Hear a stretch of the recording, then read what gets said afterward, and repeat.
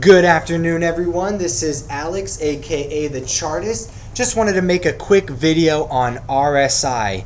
Today is Monday, September 27th. A little bit about RSI.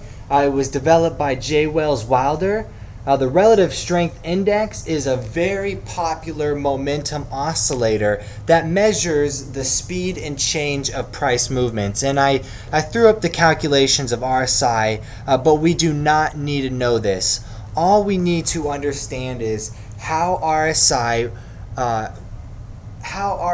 moves in bullish or bearish trends.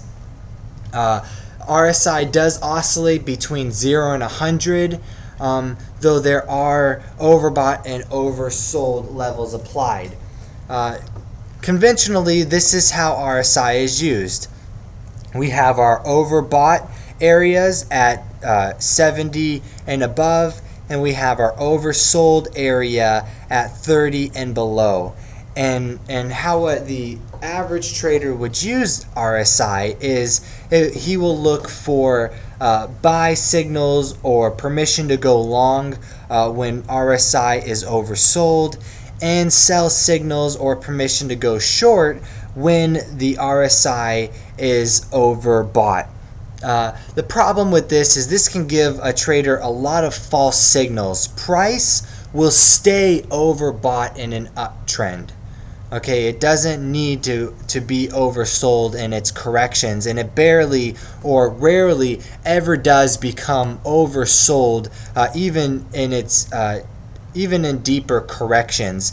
And we can just kind of see how price stays overbought in this uptrend, and most of this downtrend, price stays oversold, making it really hard for a trader who doesn't understand how RSI works.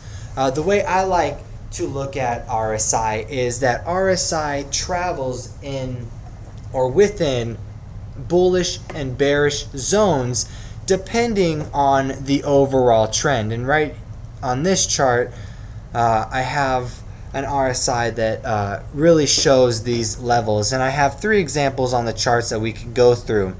First, I just wanted to get across the main idea is that when RSI is traveling in a bullish zone, resistance is 80, support is 40, RSI will just range in between those two levels, telling us that we are in an uptrend.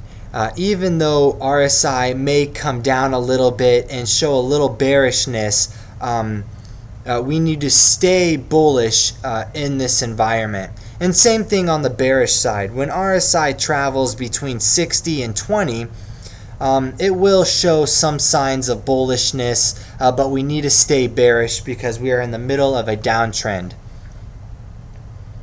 Some examples on the chart.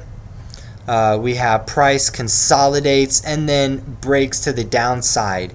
And in this downside,